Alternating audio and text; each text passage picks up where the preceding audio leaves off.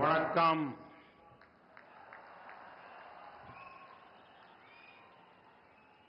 ஏன அம்பு தமிழ सौंधंगले तमिलनाडु के राज्यपाल एन रवि जी, केंद्रीय मंत्रिमंडल के मेरे सहयोगी अश्विनी वैष्णव जी, डॉक्टर एल मुरुगन जी, तमिलनाडु सरकार के मंत्रीगण, सांसद, अन्य महानुभाव और मेरे प्यारे भाई और बहनों, नमस्कार. வணக்கம். என் அன்பு தமிழ் சொந்தங்களே, தமிழ்நாட்டின் ஆளுநர் ஆர் என் ரவி அவர்களே, மத்திய அமைச்சரவையின் என் சகாக்களான அஸ்வினி வைஷ்ணவ் அவர்களே, டாக்டர் எல் முருகன் அவர்களே, தமிழ்நாடு அரசின் அமைச்சர் பெருமக்களே, நாடாளுமன்ற உறுப்பினர்களே, சான்றோர்களே, பெரியோர்களே, என் நெஞ்சுக்கினிய அன்பு சகோதர சகோதரிகளே, வணக்கம். साथियों, आज रामनवमी का पावन पर्व है. अब से कुछ समय पूर्व अयोध्या में भव्य राम मंदिर में रामलला का सूर्य की किरणों ने भव्य तिलक किया है. भगवान श्री राम का जीवन, उनके राज्य से मिलने वाली सुशासन की प्रेरणा राष्ट्र निर्माण का बड़ा आधार है. और आज रामनवमी है. मेरे साथ बोलिए, जय श्री राम, जय श्री राम, जय श्री राम. நண்பர்களே, இன்று புனிதமான ஸ்ரீ ராம நவமி நன்னாள். சில காலம் முன்பாகத்தான் அயோத்தியிலே பிரம்மாண்டமான ராமர் ஆலயத்திலே ராம்லலாவுடைய திருவதனத்தின் மீது சூரியனின் கதிர்கள் அற்புதமான திலகத்தை பொழிந்தன.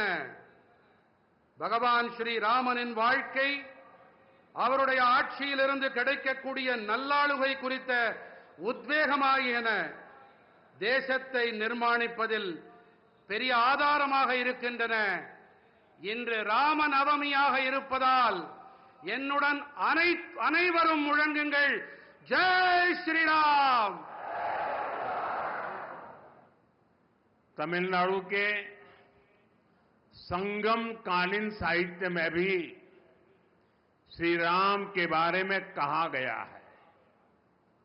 मैं रामेश्वरम की इस पवित्र धरती से समस्त देशवासियों को रामनवमी की हार्दिक शुभकामनाएं देता हूं.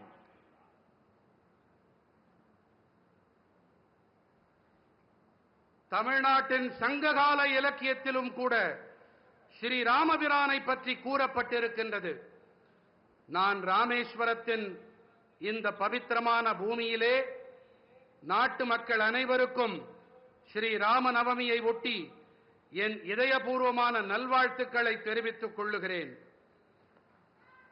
Friends, I feel blessed that I could pray at the Ramanath Swami temple today.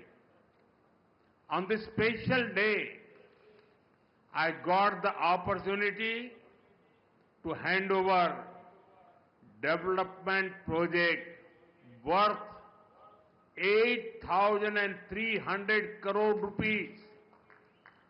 These rail and road projects will boost connectivity in Tamil Nadu. I congratulate my brothers and sisters in Tamil Nadu for these projects. நண்பர்களே, ராமநாத சுவாமி ஆலயத்தில் இன்று வழிபட்ட போது ஆசிகள் நிரம்ப பெற்றவனாய் நான் உணர்ந்தேன். இந்த விசேஷமான நாளன்று 8300 கோடி ரூபாய் மதிப்பிலான நலத்திட்டங்களை அர்ப்பணிக்கும் வாய்ப்பு எனக்கு கிடைத்தது. இந்த ரயில் மற்றும் சாலை திட்டங்கள் தமிழ்நாட்டிலே இணைப்பு திறனை வலுப்படுத்தும். இந்த திட்டங்களின் பொருட்டு தமிழ்நாட்டின் என் சகோதர சகோதரிகளுக்கு நான் என் வாழ்த்துக்களை தெரிவித்துக் கொள்ளுகிறேன். Friends, this is the land of Bharat Ratna Dr. Kalam. His life showed us that science and spirituality complement each other. Similarly, the new Pamban Bridge to Rameswaram brings technology and tradition together. நண்பர்களே, இது Bharat Ratna doctor Kalam அவர்களின் பூமி. அறிவியலும் ஆன்மீகமும் ஒன்றையொன்று நிறைவு செய்பவை என்பது அவருடைய வாழ்வு நமக்கு காட்டுகிறது. அதே போல ராமேஸ்வரத்திற்கான இந்த புதிய பாம்பன் பாலமும் கூட தொழில்நுட்பத்தையும் பாரம்பரியத்தையும் ஒன்று சேர்க்கின்றது. A town that is thousands of years old is being connected by a 21st century engineering wonder. I thank our engineers and workers for their hard work. ஆயிரக்கணக்கான ஆண்டுகள் பழமையான ஒரு நகரம் 21ஆம் நூற்றாண்டின் ஒரு பொறியியல் அற்புதத்தால் இன்று இணைக்கப்பட்டிருக்கின்றது. தங்களுடைய தீவிரமான உழைப்பிற்காக நான் நமது பொறியாளர்களுக்கு என் நன்றிகளை தெரிவித்துக் கொள்ளுகிறேன். This bridge is India's first vertical lift railway sea bridge. Big ships will be able to sail under it. Trains will also be able to travel faster on it. I just flagged off a new train service and also a ship a short while ago. Once again, I congratulate the people of Tamil Nadu for this project. இந்த பாலம்தான் இந்தியாவின் முதல் செங்குத்து தூக்கு ரயில் வழி கடல் பாலம். இதற்கடியிலே பெரிய கப்பல்களாலும் பயணத்தை மேற்கொள்ள முடியும். ரயில்கள் இதன் மீது விரைவாக பயணிக்க இயலும். நான் சற்று நேரம் முன்னதாகத்தான் ஒரு புதிய ரயில் சேவையையும் ஒரு கப்பல் பயணத்தையும் துவக்கி வைத்தேன். இந்த திட்டத்தின் பொருட்டு தமிழ்நாட்டு மக்களுக்கு நான் மீண்டும் என் நல்வாழ்த்துக்களை தெரிவித்துக் கொள்ளுகிறேன். Friends, for many decades there was a demand for this bridge. With your blessings, we got the privilege of completing this work. Pamban Bridge supports both ease of doing business and ease of travel.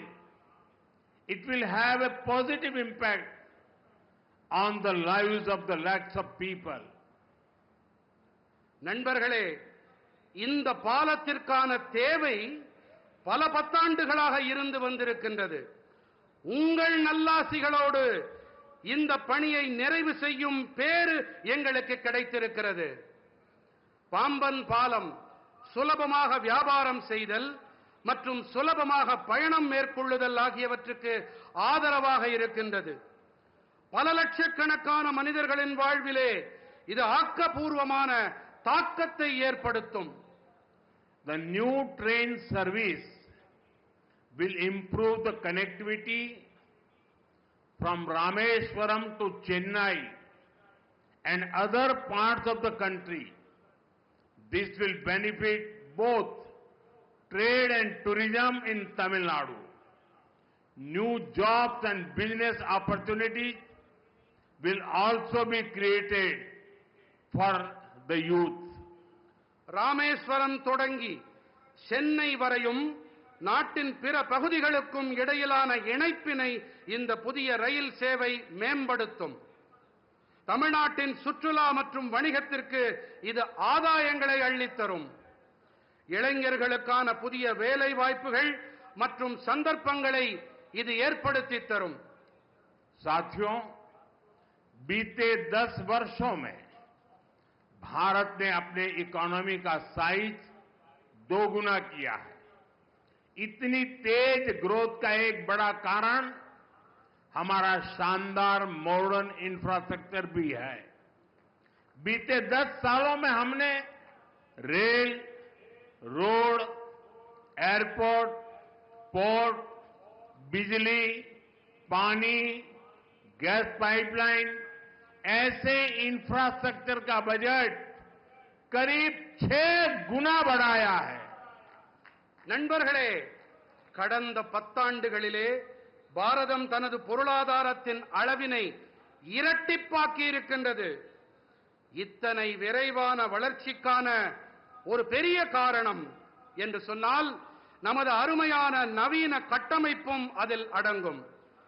கடந்த 10 ஆண்டுகளில் நாம் ரயில், சாலை, விமான நிலையம், துறைமுகங்கள், மின்னாற்றல், நீர், எரிவாயு குழாய்கள் போன்ற கட்டமைப்புகளுக்கான நிதி ஒதுக்கீட்டை 6 மடங்கு உயர்த்தி இருக்கின்றோம். आज देश में बहुत तेजी से मेगा प्रोजेक्ट पर काम हो रहा है. आप नॉर्थ में देखेंगे तो जम्मू कश्मीर में दुनिया के सबसे ऊंचे रेल ब्रिज में से एक चिनाब ब्रिज बना है. वेस्ट में जाएंगे तो मुंबई में देश का सबसे लंबा सी ब्रिज अटल सेतु बना है. ईस्ट में जाएंगे तो असम के बोगीबील ब्रिज के दर्शन होंगे और साउथ में आते हैं तो दुनिया के गिने चुने वर्टिकल लिफ्ट ब्रिज में से एक पंबन ब्रिज का निर्माण पूरा हुआ है. இன்று தேசத்தின் மிக விரைவாக மெகா திட்டங்கள் தொடர்பான பணிகள் நடைபெற்று வருகின்றன. வடக்கிலே நீங்கள் பார்த்தீர்களானால் ஜம்மு காஷ்மீரத்திலே உலகின் மிக உயரமான ரயில் பாலங்களில் ஒன்றான சினாப் பாலம் அமைக்கப்பட்டிருக்கின்றது. மேற்கிலே பார்த்தீர்கள் என்றால் மும்பையிலே தேசத்தின் மிக நீளமான கடல் பாலமான அடல் பாலம் அமைக்கப்பட்டிருக்கின்றது. கிழக்கிலே கவனித்தோம் என்றால் அசாமின் போகிபீல் பாலத்தை நீங்கள் பார்க்கலாம். மேலும் தெற்கு நோக்கி பயணித்தால் உலகின் வெகு குறைவான செங்குத்து உயர்த்தல் கொண்ட பாலங்களில் ஒன்றான பாம்பன் பாலத்தின் நிர்மாணம் நிறைவடைந்திருக்கின்றது. इसी तरह ईस्टर्न और western freight corridor, dedicated freight corridor भी तैयार हो रहे हैं. देश की पहली बुलेट ट्रेन पर तेजी से काम चल रहा है. वंदे भारत, अमृत भारत और नमो भारत जैसी आधुनिक ट्रेनें रेल नेटवर्क को और आधुनिक बना रही है. இதைப் போலவே கிழக்கு மற்றும் மேற்கு பிரத்யேகமான சரக்கு போக்குவரத்து இடைவெளியும் கூட அமைக்கப்பட்டு வருகின்றது. தேசத்தின் முதல் புல்லட் ரயில் தொடர்பான பணிகளும் விரைவாக நடந்தேறி வருகின்றன. வந்தே பாரத், அம்ருத் பாரத் மற்றும் நமோ பாரத் போன்ற நவீன ரயில்களும் ரயில் வலைப்பின்னலை மேலும் நவீனப்படுத்தி வருகின்றன. साथियों, जब भारत का हर रीजन आपस में कनेक्ट होता है तो डेवलप्ड नेशन बनाने का रास्ता मजबूत होता है. दुनिया के हर डेवलप्ड नेशन, हर डेवलप्ड रीजन में यही हुआ है. आज जब भारत का हर स्टेट आपस में कनेक्ट हो रहा है तो पूरे देश का पोटेंशियल सामने आ रहा है। इसका बेनिफिट भी देश के हर रीजन को हो रहा है, हमारे तमिलनाडु को हो रहा है। நண்பர்களே, பாரதத்தின் அனைத்து பகுதிகளும் பரஸ்பர இணைப்புகள் உடையவையாக ஆகும்போது வளர்ந்த தேசமாக ஆகும் பாதை மேலும் வலுவடைகிறது. உலகின் அனைத்து வளர்ச்சியடைந்த நாடுகளில் வளர்ச்சிக்கான காரணம் இதுதான். இன்று பாரதத்தின் அனைத்து மாநிலங்களும் ஒன்றோடு ஒன்று இணைக்கப்படும் போது தேசத்தின் ஒட்டுமொத்த சாத்தியங்களும் வெளிப்படுத்தப்படுகின்றன. இவற்றின் ஆதாயங்களும் கூட தேசத்தின் அனைத்து பகுதிகளுக்கும் கிடைக்கின்றன. நமது தமிழ்நாட்டிற்கும் கிடைத்து வருகின்றது. साथियों, विकसित भारत के सफर में तमिलनाडु का बहुत बड़ा रोल है। मैं मानता हूं, तमिलनाडु का सामर्थ्य जितना ज्यादा बढ़ेगा, भारत की ग्रोथ उतनी ही तेज होगी। बीते दशक में तमिलनाडु के विकास के लिए 2014 से पहले की तुलना में 3 गुना ज्यादा पैसा सेंटर से दिया गया है। जब इंडी अलायंस की सरकार थी, डीएमके उस सरकार में विराजमान थी, तब जितना पैसा मिला उससे 3 गुना मोदी सरकार ने दिया है।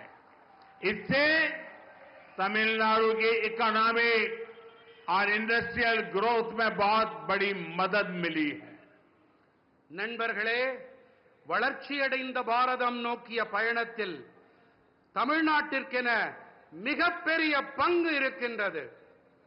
தமிழ்நாட்டின் வல்லமை எத்தனை அதிகம் உயர்கிறதோ, பாரதத்தின் வளர்ச்சியும் அந்த அளவுக்கு விரைவாகும் என்று நான் கருதுகிறேன்.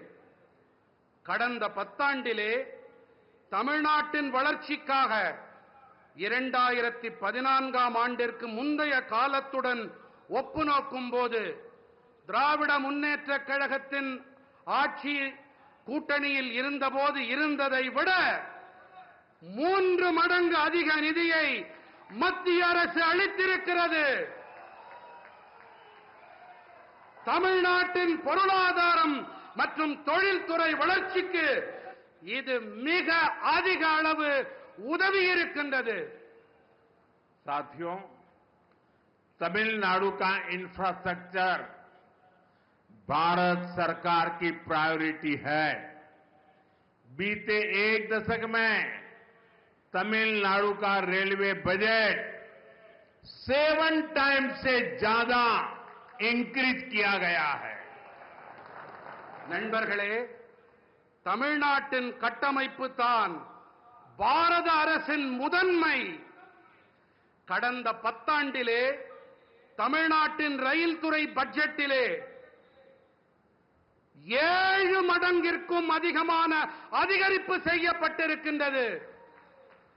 इसके बावजूद भी कुछ लोगों को बिना कारण रोते रहने की आदत है, वो रोते रहते हैं। இவற்றையெல்லாம் செய்த பிறகும் கூட சிலர் அழுது கொண்டே இருக்கிறார்கள்.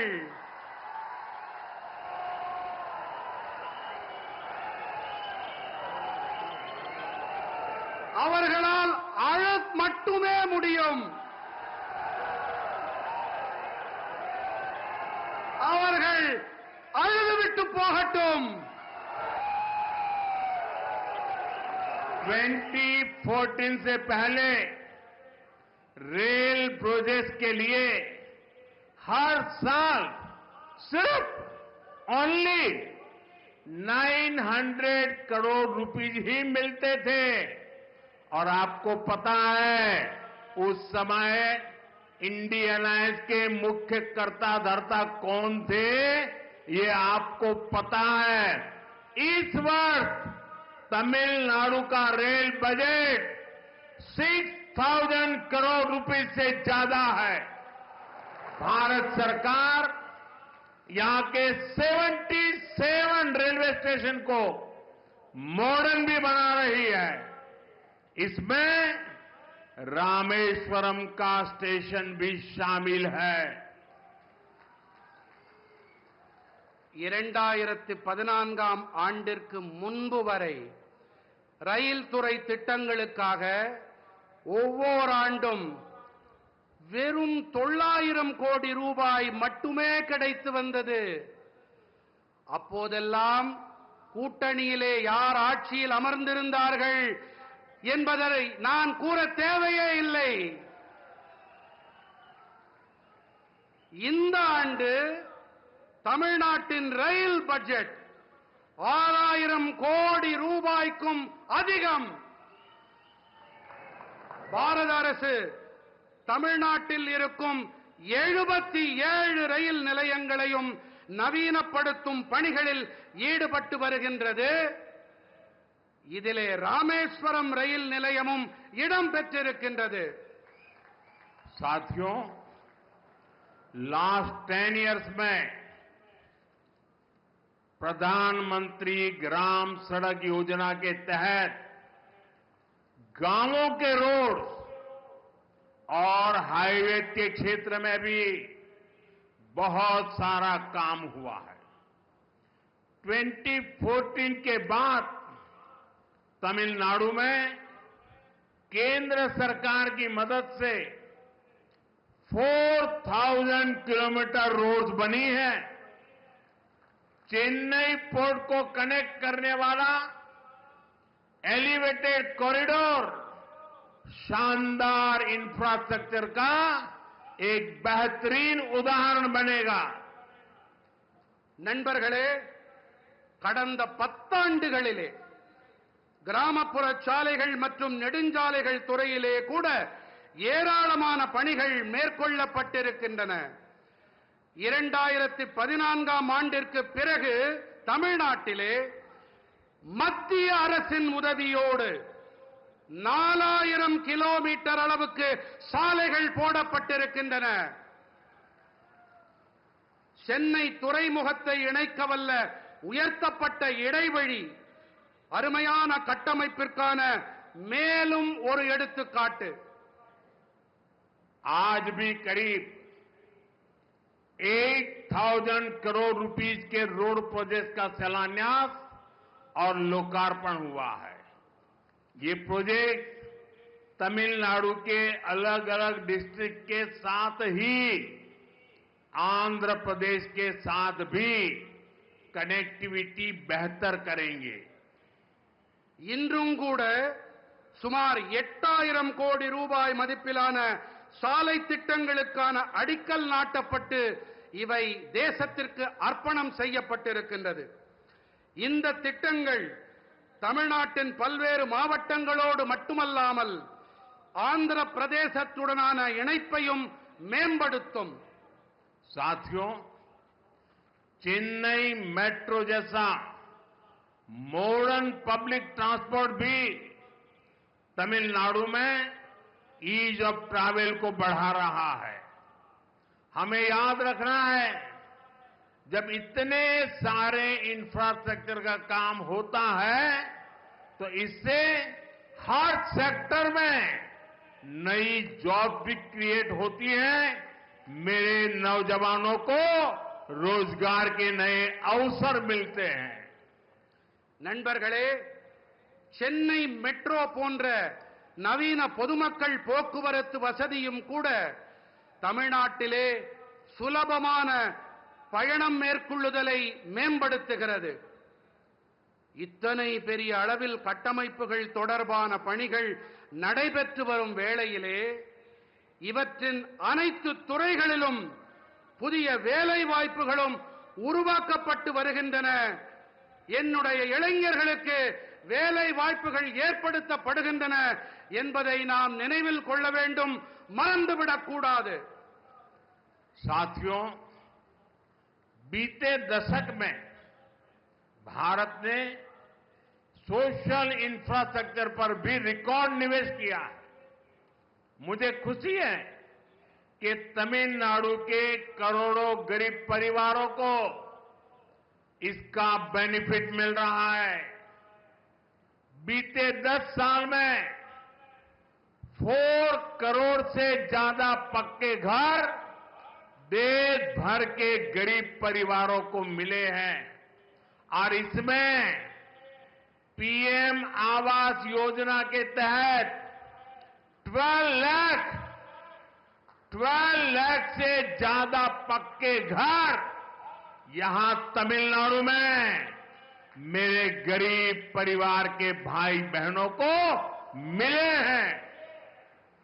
நண்பர்களே, கடந்த 10 ஆண்டிலே பாரதம் சமூக கட்டமைப்பிலும் கூட சாதனை காணும் அளவுக்கு முதலீடுகளை செய்திருக்கின்றது.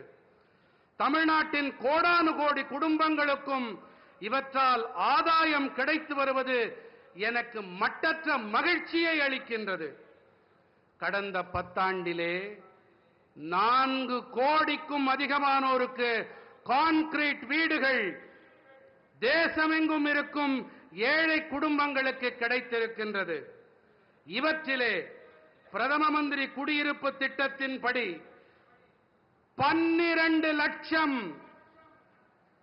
12 லட்சத்திற்கும் மேற்பட்ட கான்கிரீட் வீடுகள் இங்கே என்னுடைய ஏழை சகோதர சகோதரிகள் தமிழ்நாட்டிலே அவர்களுக்கு கிடைத்துவிட்டன.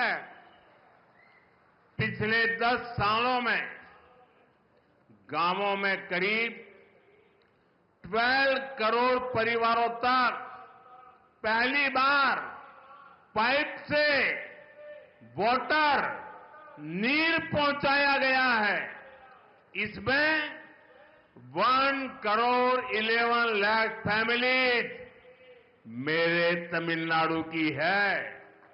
इनके घर में पहली बार टैप वाटर पहुंचा है.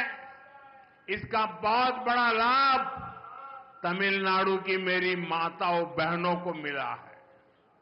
கடந்த 10 ஆண்டுகளிலே கிராமங்களில் 12 கோடி குடும்பங்களுக்கு முதன்முறையாக குழாய் வழி குடிநீர் கொண்டு சேர்க்கப்பட்டிருக்கிறது. இவற்றிலே 1 கோடி 11 லட்சம் குடும்பங்கள் தமிழ்நாட்டைச் சேர்ந்தவை.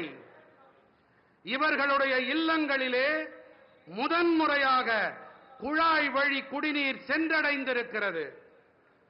இதனால் மிகப்பெரிய ஆதாயம் அடைந்தவர்கள் நம்முடைய தாய்மார்கள் சகோதரிகள் தான். साथियों, देशवासियों को क्वालिटी और सस्ता इलाज देने से ये हमारी सरकार का कमिटमेंट है. आप देखिए, आयुष्मान योजना के तहत तमिलनाडु में 1 करोड़ से ज्यादा ट्रीटमेंट हो चुके हैं. इससे तमिलनाडु के इन परिवारों के 8,000 करोड़ रुपीस जो उनकी जेब में से खर्च होना था वो खर्च बच गया है. मेरे तमिलनाडु के भाई बहनों के जेब में 8,000 करोड़ रुपीस, ये बहुत बड़ा आंकड़ा है. நண்பர்களே, நாட்டு மக்களுக்கு தரமான மற்றும் விலை மலிவான சிகிச்சை அளிக்கும் விஷயத்தில் நமது அரசாங்கம் அர்ப்பணிப்போடு செயல்கள் புரிந்து வருகின்றது. நீங்களே பாருங்கள், ஆயுஷ்மான் பாரதம் திட்டத்தின்படி தமிழ்நாட்டிலே 1 கோடிக்கும் மேற்பட்ட சிகிச்சைகள் நடைபெற்றாகிவிட்டன. இவற்றிலே தமிழ்நாட்டின் இந்த குடும்பங்கள் 8,000 கோடி ரூபாய், சிறிய தொகை அல்ல, 8,000 கோடி ரூபாய் செலவிலிருந்து காப்பாற்றப்பட்டிருக்கிறார்கள். என்னுடைய தமிழ் சொந்தங்கள் காப்பாற்றப்பட்டிருக்கின்றார்கள். तमिलनाडु में 1400 से अधिक जन औषधि केंद्र हैं. ये मैं सिर्फ तमिलनाडु का बताता हूं. यहां जन औषधि केंद्र में 80% डिस्काउंट पर दवाएं मिलती है. इन सस्ती दवाओं से भी लोगों की जेब में 700 करोड़ रुपीज, मेरे तमिलनाडु के भाई बहनों के जेब में 700 करोड़ रुपीज की सेविंग हुई है।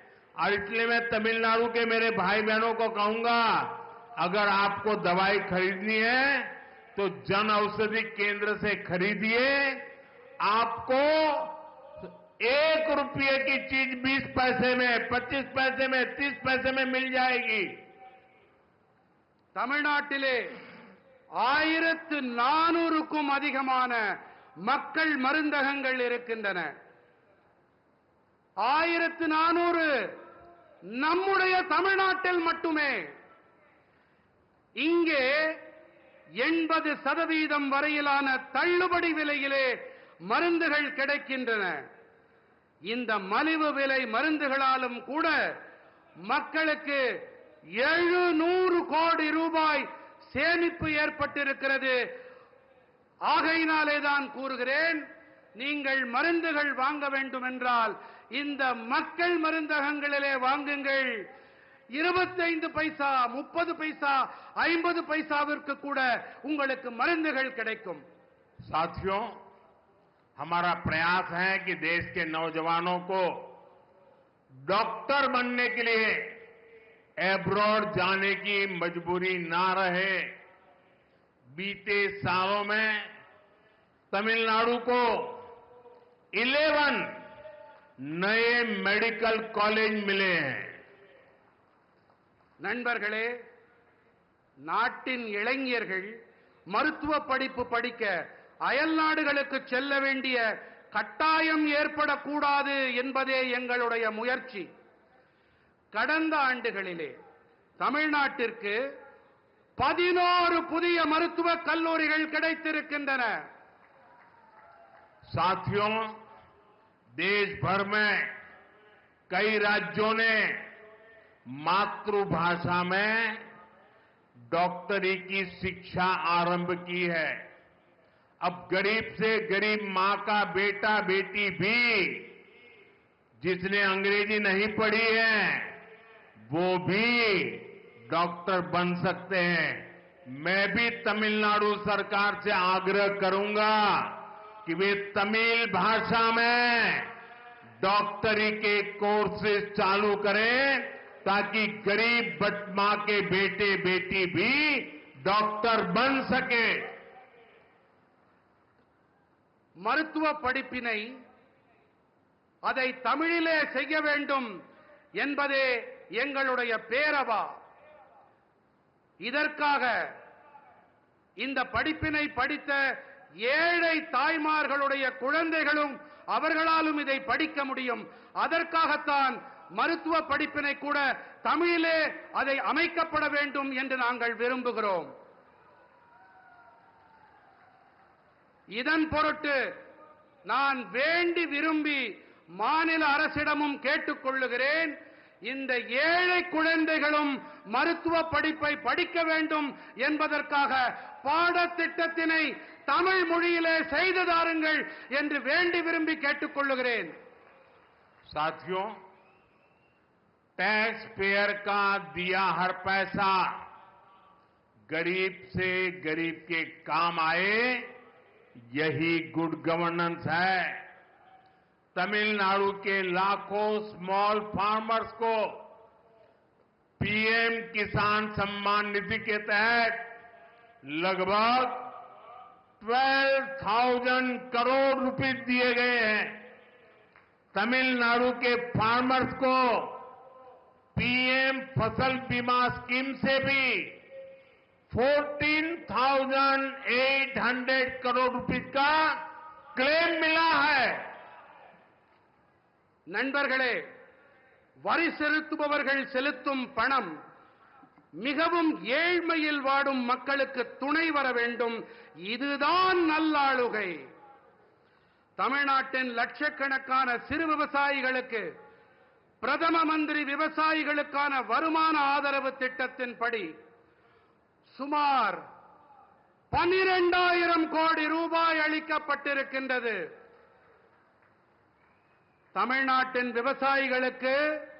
பிரதம மந்திரி பயிர் காப்பீட்டு திட்டத்தின் வாயிலாக 14,800 கோடி ரூபாய் காப்புறுதி பணம் கோரல் நிறைவேற்றப்பட்டிருக்கிறது. साथियों, भारत की ग्रोथ में हमारी ब्लू इकोनॉमी का बहुत बड़ा रोल होने वाला है. इसमें तमिलनाडु की ताकत दुनिया देख सकती है. तमिलनाडु का हमारा फिशरीज से जुड़ा समाज बहुत मेहनती है. तमिलनाडु के फिशरीज इंफ्रास्ट्रक्चर को मजबूत करने के लिए स्टेट को जो भी मदद चाहिए वो केंद्र सरकार दे रही है. நண்பர்களே, பாரதத்தின் வளர்ச்சியில் நமது நீல பொருளாதாரத்திற்கு மிகப்பெரிய பங்கு அமைய இருக்கின்றது. இதிலே தமிழ்நாட்டின் பலத்தை உலகமே பார்த்து வியக்க இருக்கிறது.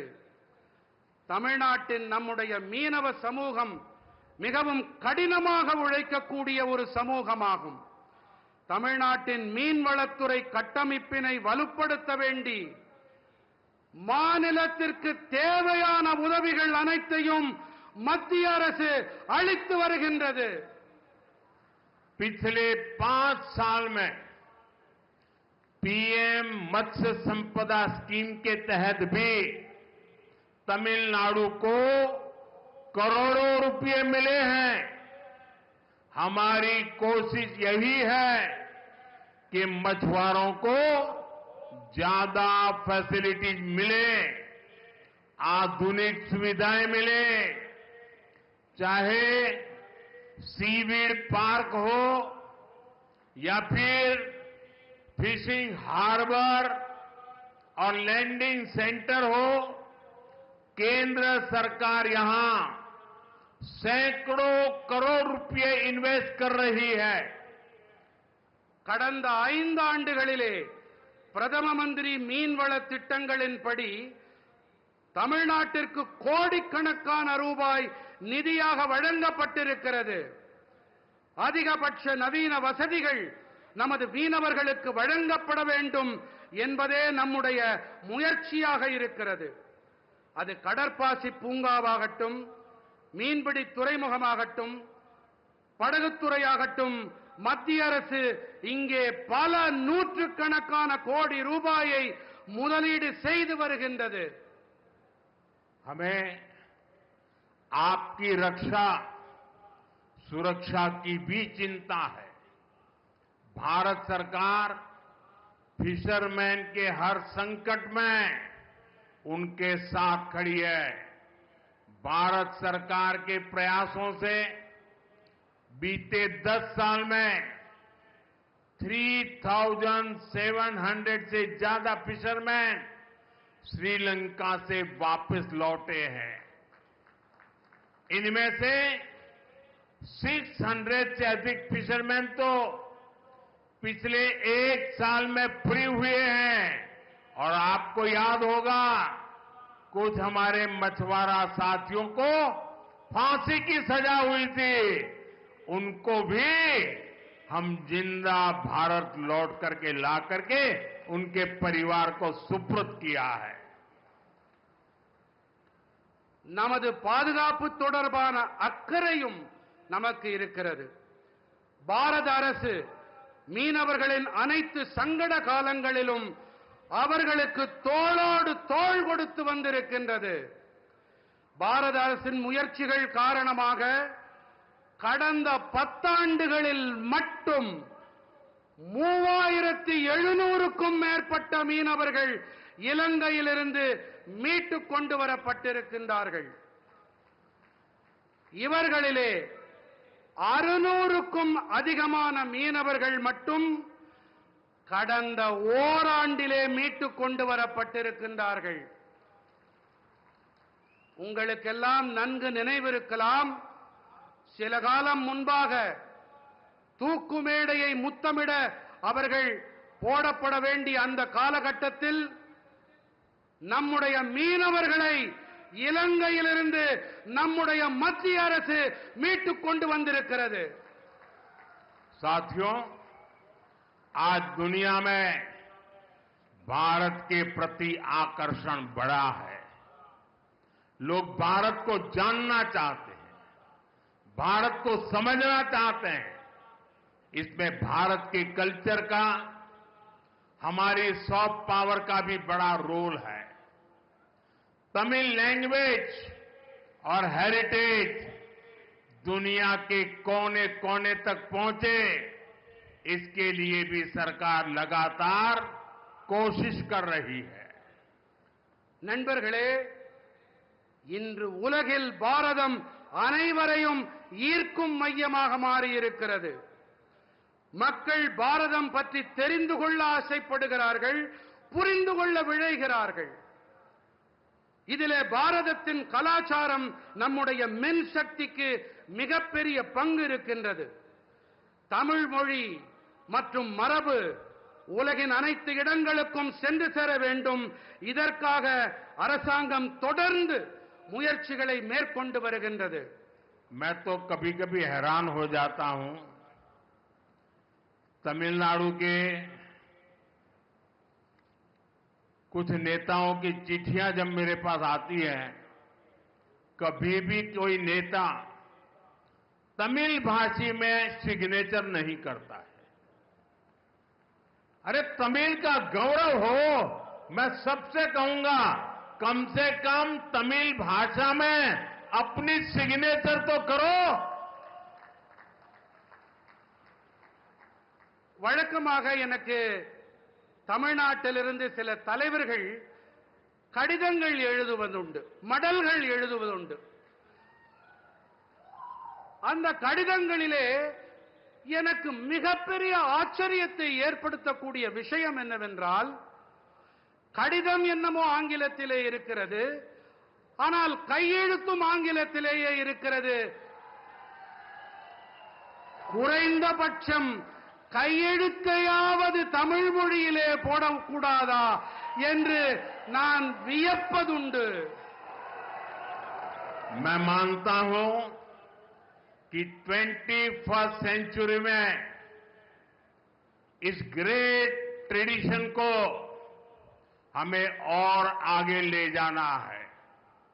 मुझे विश्वास है कि रामेश्वरम और तमिलनाडु की ये धरती हमें ऐसे ही निरंतर नई ऊर्जा देती रहेगी, नई प्रेरणा देती रहेगी. நண்பர்களே, இந்த 21ஆம் நூற்றாண்டில் நாம் இந்த மகத்தான பாரம்பரியத்தை மேலும் முன்னெடுத்துச் செல்ல வேண்டும் என்பதே என் உறுதியான கருத்து. ராமேஸ்வரம் மற்றும் தமிழ்நாட்டின் இந்த மண் இன்று போல என்றும் தொடர்ந்து புதிய சக்தியை அளித்து வரும், புதிய உள்ளெழுச்சியை அளித்து வரும் என்பதில் எனக்கு எள்ளளவும் ஐயமில்லை. और आज भी देखिए कितना सुभग संयोग है, रामनवमी का पवित्र दिवस है, रामेश्वरम की धरती है, और यहां पर जिस पन्नम बीच का आज उद्घाटन हुआ, 100 साल पहले जो पुराना ब्रिज था, उसको बनाने वाला व्यक्ति गुजरात में जन्म लिया था, और आज 100 साल के बाद उसका नया ब्रिज बनाने का उद्घाटन करने का बाद भी उस व्यक्ति को मिला है जो भी गुजरात में पैदा हुआ है. நண்பர்களே, இன்று மிகவும் பவித்திரமான புனிதமான ஒரு நன்னாள். உங்களுக்கு எல்லாம் தெரியும், ராமநவமி. இங்கே இந்த பவித்திரமான இடத்திலே நாம் பாம்பன் பாலத்தை சில காலம் முன்பாகத்தான் அதை துவக்கி வைத்தோம். ஒரு ஆச்சரியமான தற்செயல் நிகழ்வு என்றுதான் சொல்ல வேண்டும். 100 ஆண்டுகளுக்கு முன்பாக இந்த பாம்பன் இடத்திலே பாலத்தை கட்டியவர் யார் தெரியுமா? அவர் ஒரு குஜராத்தி. இதில் தற்செயல் நிகழ்வு என்னவென்றால், 100 ஆண்டுகளுக்கு பிறகு இதே பாம்பனில் இங்கு ஒரு பாலத்தை திறந்து வைப்பதும் அதே குஜராத்தில் பிறந்த நான். साथियों, आज जब रामनवमी है, रामेश्वर की पवित्र भूमि है, तब मेरे लिए कुछ भावुक पल भी है. आज भारतीय जनता पार्टी का स्थापना दिवस है. सशक्त, समृद्ध और विकसित भारत के जिस लक्ष्य को लेकर के हम चल रहे हैं, उसमें बीजेपी के हर एक कार्यकर्ता का परिश्रम है. 3-3, 4-4 पीढ़ियां मां भारती के जय जयकार के लिए खप गई है. मेरे लिए गर्व की बात है कि भारतीय जनता पार्टी के उस विचार ने, भारतीय जनता पार्टी के लाखों कार्यकर्ताओं के परिश्रम ने आज हमें देश की सेवा करने का अवसर दिया है. आज देश के लोग बीजेपी सरकारों की गुड गवर्नेंस देख रहे हैं, राष्ट्रहित में लिए जा रहे हैं, वो निर्णय देख रहे हैं और हर हिंदुस्तानी का सीना चौड़ा हो रहा है. நண்பர்களே,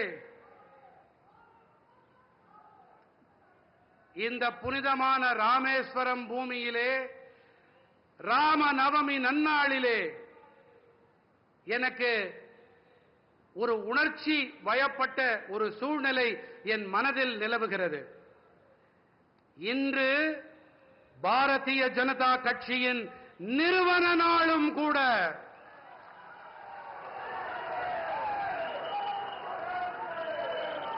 சக்தி படைத்த, தன்னிறைவு கொண்ட, வளர்ச்சியடைந்த பாரதம் என்ற லட்சியத்தை மனதிலே தாங்கி நாம் பயணித்துக் கொண்டிருக்கிறோம். இதற்காக பலர் 2, 3, 4 தலைமுறைகளாக கூட தங்கள் வாழ்க்கையை, பல தலைமுறைகளாக தங்கள் அனைத்தையும் இழந்து இதனை ஈட்டி இருக்கின்றோம். நாம் இதிலே பாரதிய ஜனதா கட்சியின் அனைத்து தொண்டர்களின் கடினமான உழைப்பு அடங்கி இருக்கிறது.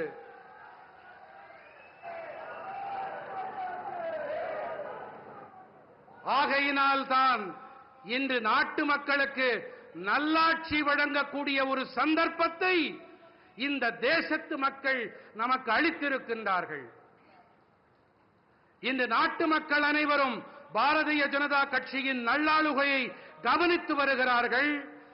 தேசத்தின் நலன்களின் பொருட்டு மேற்கொள்ளப்பட்டு வரும் தீர்மானங்களை உற்று நோக்கிக் கொண்டிருக்கின்றார்கள்.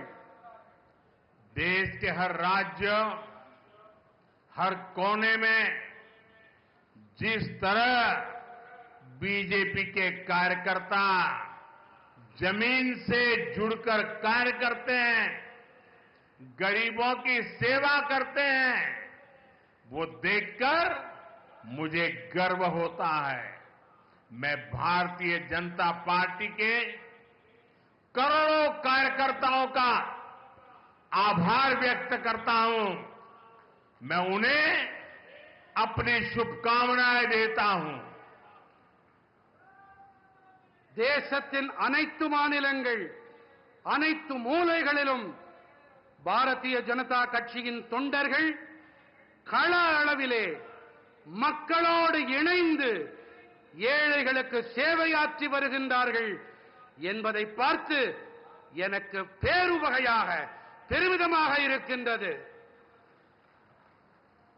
நான் பாரதிய ஜனதா கட்சியின் கோடிக்கணக்கான தொண்டர்களுக்கு என்னுடைய நன்றிகளை சமர்ப்பிக்கின்றேன்.